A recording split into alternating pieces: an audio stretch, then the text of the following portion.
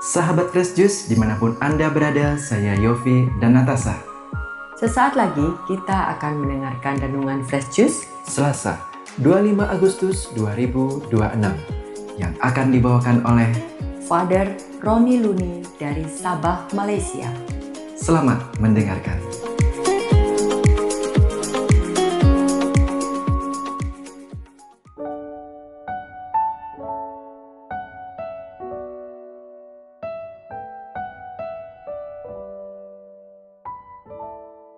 Salam damai dan salam kasih Kristus kepada semua pendengar setiap Fresh Juice yang dikasihi Tuhan.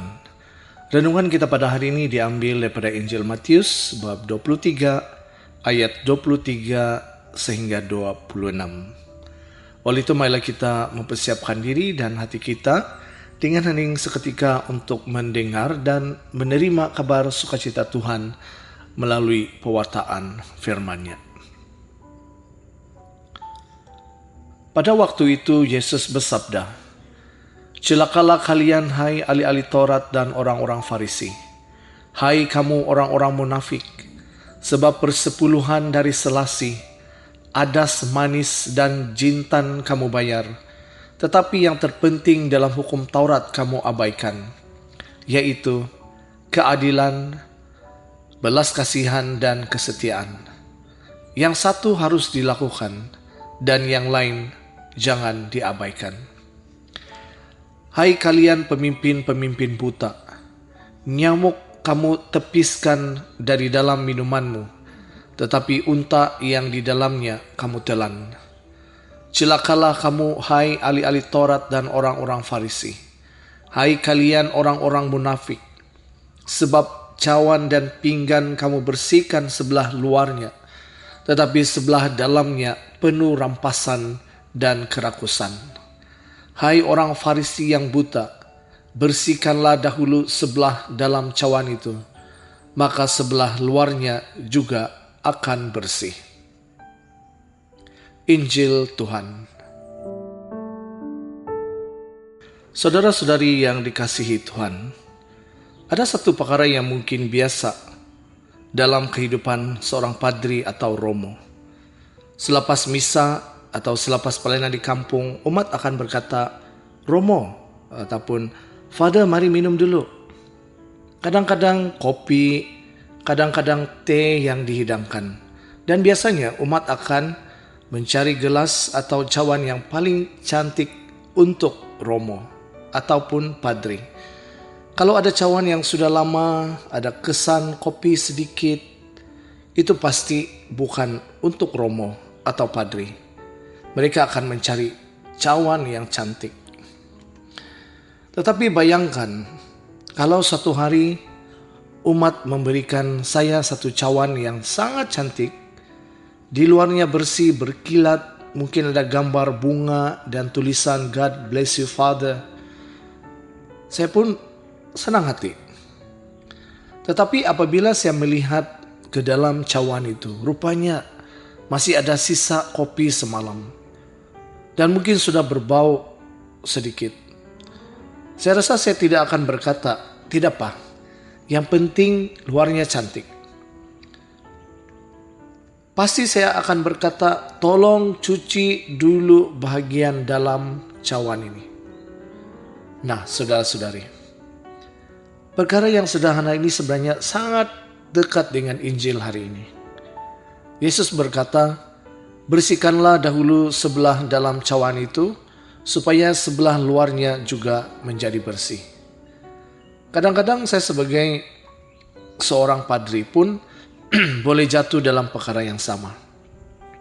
Jubah mesti bersih, wangi, misa kudus perlu dirayakan dengan baik, homili mesti kedengaran cantik, orang atau umat boleh memanggil romo atau father dan menghormati kita.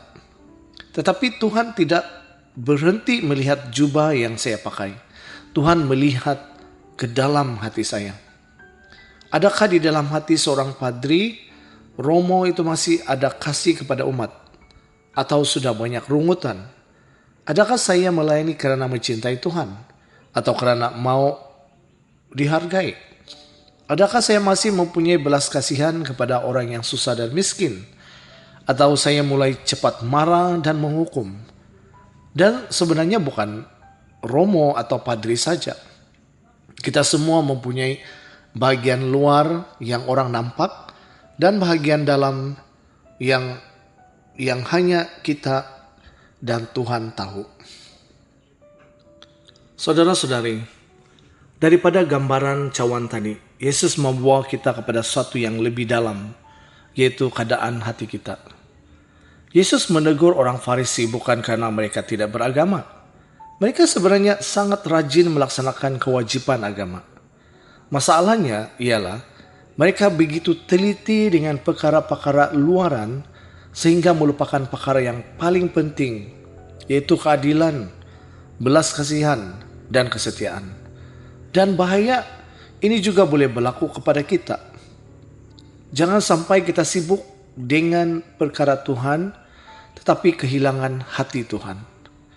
Kita boleh sangat aktif di gereja, ada mesyuarat, pelayanan, latihan choir, gotong royong, dan berbagai-bagai aktiviti.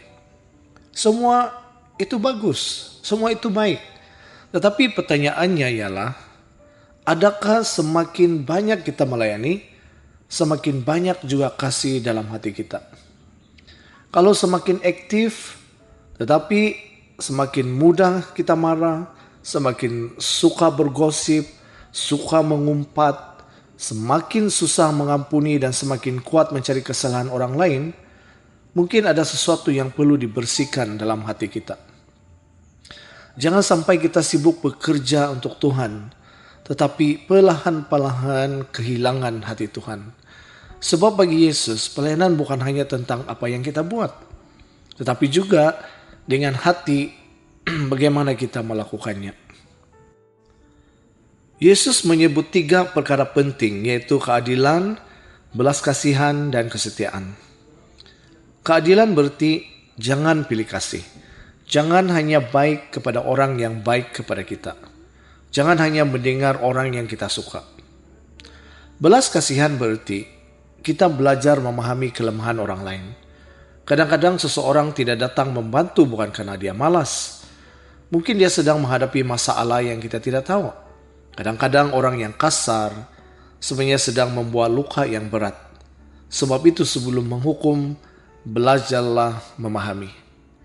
Dan kesetiaan berarti tetap bersama Tuhan walaupun tidak dipuji, tidak dihargai, dan tidak mendapat apa-apa kedudukan. Orang yang sungguh melayani Tuhan boleh berkata, walaupun nama saya tidak disebut, saya tetap melayani. Walaupun saya tidak mendapat jawatan, saya tetap membantu. Walaupun orang tidak mengucapkan terima kasih, saya tetap berbuat baik karena Tuhan melihat. Itulah hati seorang pelayan. Sebelum membersihkan orang lain, izinkan Tuhan membersihkan kita. Ini mungkin bagian Injil yang paling susah. Kita sangat cepat nampak cawan orang lain yang kotor. Kita tahu kelemahan suami, kita tahu kelemahan istri, kita tahu kelemahan pengurusi, kita tahu kelemahan katigis, kita tahu kelemahan jiran, dan umat pun tahu kelemahan padri. Tetapi Yesus hari ini tidak berkata, pergilah bersihkan cawan orang lain. Yesus berkata, bersihkanlah dahulu bahagian dalam. Maksudnya, mulakan daripada diri sendiri. Daripada selalu berdoa, Tuhan ubahlah dia. Sesekali kita perlu berani berdoa, Tuhan ubahlah saya. Kalau ada kesombongan dalam hati saya, bersihkanlah. Kalau ada iri hati, bersihkanlah. Kalau ada dendam, sembuhkanlah. Kalau saya terlalu suka dipuji, sucikanlah niat saya. Kalau saya sudah kehilangan kasih dalam pelayanan, hidupkanlah kembali hati saya. Itulah pertobatan yang sebenar.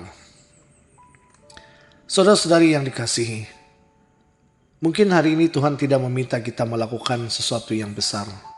Tuhan hanya meminta kita melihat ke dalam cawan kehidupan kita sendiri. Orang lain mungkin melihat bagian luarnya. Mereka melihat kita datang ke gereja, mereka melihat kita berdoa, mereka melihat kita melayani, mereka melihat kita memegang jawatan, tetapi Tuhan melihat bahagian dalam. Dan mungkin di dalamnya masih ada sesuatu yang perlu dibersihkan. Maka apabila kita datang kepada Ekaristi hari ini, jangan hanya berkata, Tuhan selesaikan masalah saya. Tetapi beranilah berkata, Tuhan bersihkanlah hati saya. Karena kadang-kadang yang pertama-tama perlu berubah bukan keadaan di sekeliling kita. Yang perlu berubah ialah hati kita sendiri. Apabila hati seorang suami berubah, keluarganya boleh berubah. Apabila hati seorang istri berubah, rumah tangga boleh berubah. Apabila hati seorang pemimpin berubah, komuniti pun berubah. Apabila hati seorang padri atau romo berubah, pelayanannya juga akan berubah.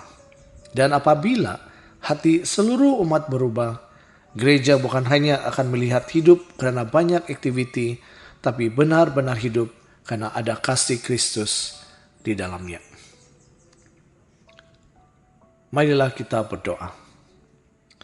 Tuhan Yesus, bersihkanlah dahulu bahagian dalam hidupku. Buanglah kesombongan, dendam, iri hati, dan kepentingan diri. Berikanlah kepadaku hati yang adil, penuh belas kasihan dan setia. Jangan biarkan aku hanya kelihatan baik di mata manusia, tetapi bantulah aku menjadi baik di hadapan-Mu. Dan melalui perubahan hatiku, jadikanlah aku pembawa kasih dan damai-Mu kepada keluarga, komuniti, dan masyarakat. Amin. Sekian saja renungan hari ini. Semoga kita berjumpa lagi di renungan yang selanjutnya. Tuhan memberkati dan salam Fresh Juice dari Sabah, Malaysia. Sahabat Fresh Juice, kita baru saja mendengarkan Fresh Juice hari ini. Terima kasih kepada Father Roni Duni untuk renungannya. Sampai berjumpa kembali dalam Fresh Juice edisi selanjutnya. Salam Fresh Juice.